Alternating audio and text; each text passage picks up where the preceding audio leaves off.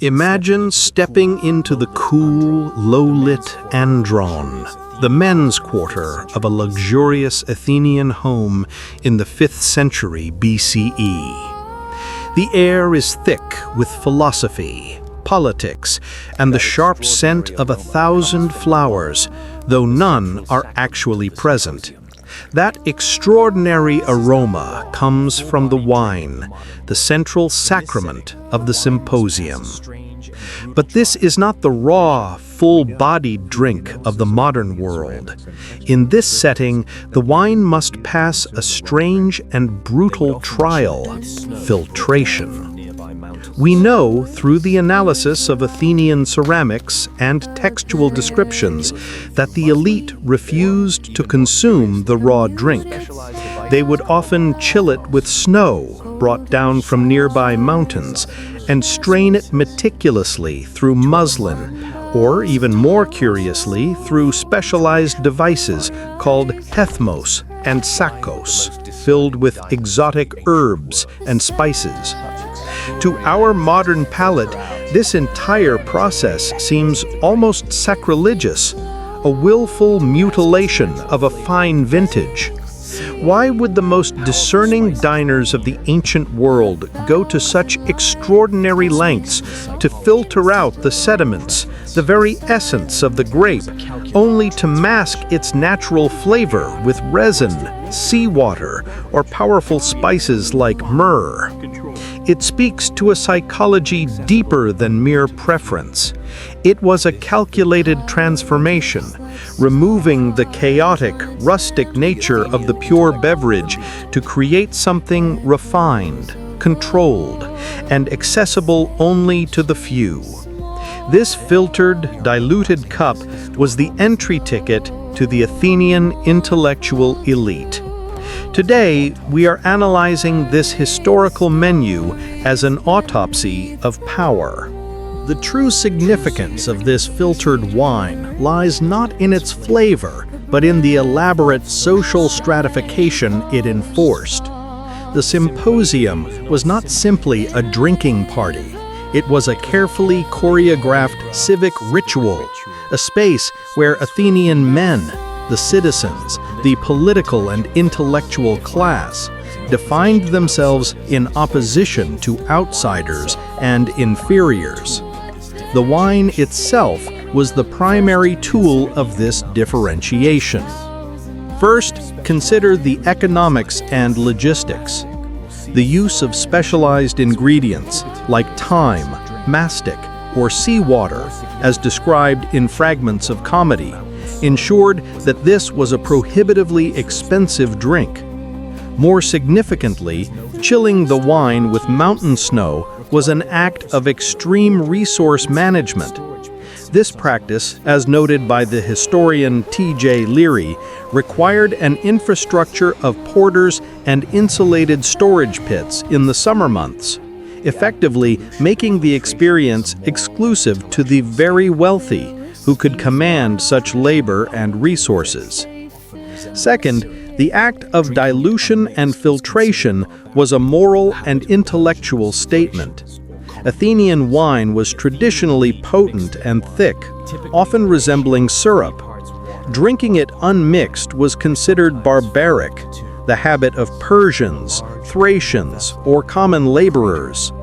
The Athenian elite mixed their wine, typically in a ratio of 3 parts water to 1 part wine, or sometimes 5 to 2, in a large communal vessel called a crater. This precise mixing was believed to temper the wild, chaotic nature of Dionysian intoxication with the rational control of Apollonian logos.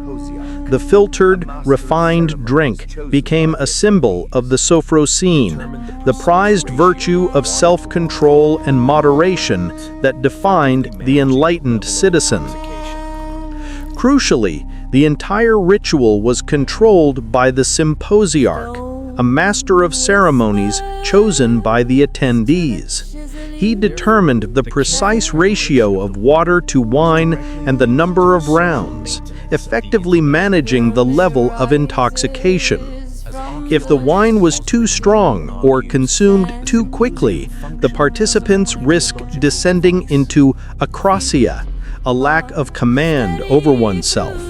Therefore, the careful preparation of the wine was directly linked to the social maintenance of the intellectual class. As archaeologist Oswin Murray argues, the symposium functioned as an ideological device. The filtered wine became the material evidence of their refinement, asserting their cultural superiority over those who drank the crude beverage. The man who drank the filtered, spiced, and precisely mixed wine demonstrated his control, his wealth, and his commitment to the intellectual pursuits, philosophy, poetry, and political discourse that defined the polis. The unfiltered sediment was not just an irritant to the throat, it was a physical manifestation of the unrefined lower classes, the hoi polloi, who were excluded both from the luxurious setting and the elevated discourse. Now, as the relatable explorer, my job is to move past the texts and the taphonomy of the broken pottery and confront the physical reality of this ancient luxury. The challenge here is the recreation of the sensory experience, to understand the logistics and the cost not just in coin, but in effort. Our primary goal is to replicate a common symposium mixture, a diluted spiced wine that is also chilled. I sourced a traditional Greek wine, high in viscosity, much like the ancient product, and then came the first challenge, the filtering. Ancient texts describe a sakos, or linen cloth. I'm using fine muslin, and the process is laborious. Pouring the wine slowly, the natural grape solids, the dregs and the lees, immediately clog the fabric. The flow slows to a painstaking drip. It's immediately clear that this simple step would have required dedicated, low-status enslaved labor, whose sole purpose was to stand and filter for hours to fill the crater. The sheer time commitment involved in producing clear wine is a powerful, silent demonstration of the host's wealth and control over human resources. Next comes the flavor profile. The Athenian elite rarely drank wine straight. They sought complex additives. We're working with a reconstruction based on evidence from archaeological residue analysis in amphorae and mixing bowls. I have chosen a blend of spices, a touch of honey for sweetness, a dash of ground fennel seed, and most distinctively, a small measure of sea salt and ricina, pine resin, to mimic the stabilizing effects of those ancient additives.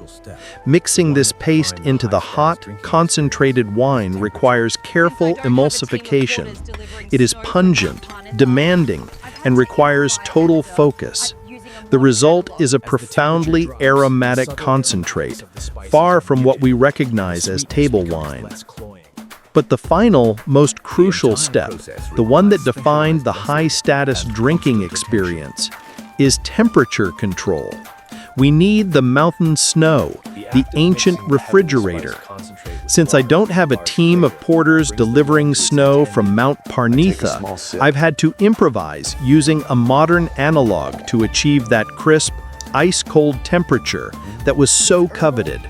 As the temperature drops, the subtle aromatics of the spices are muted, and the sweetness becomes less cloying. The entire process requires specialized vessels and constant attention. The act of mixing the heavily spiced concentrate with water in the large crater brings the blend to its intended moderate strength. I take a small sip. The taste is utterly alien. It's herbal, slightly savory, and thin, lacking the robust character of the modern, unfiltered drink. It's an exercise in constraint. The challenge here wasn't to make a delicious drink by our standards. It was to create a controlled drink. The process itself, The filtering, the spicing, the chilling, stripped away the spontaneity and the rustic vulgarity of the pure product. We realized that the effort was a physical, culinary enactment of the intellectual arete, the pursuit of excellence through moderation. It cost time, money, and skilled attention, and the ultimate flavor whispers of that immense logistical investment. This experience underscores that the complexity was the point. The more difficult the preparation, the more powerful the political statement it made.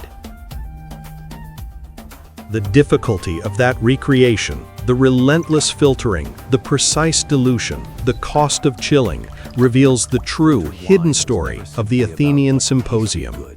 The filtered wine was never simply about what tasted good, it was about what signaled power.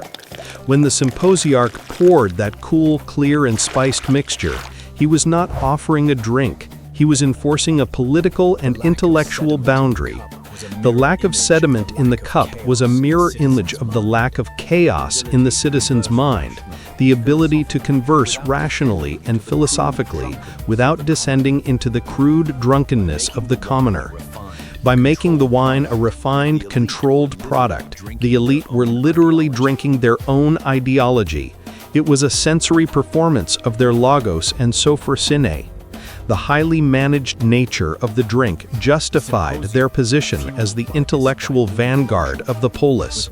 The Symposium, fueled by this diluted luxury, was where the foundations of Western thought were laid, but only because the very beverage they consumed was a daily material assertion of their self-proclaimed superiority. The Athenian Symposium wine, therefore, was not merely a recipe. It was the mechanism of social control wrapped in the guise of hospitality. We don't just cook ancient food, we decode the civilizations behind them.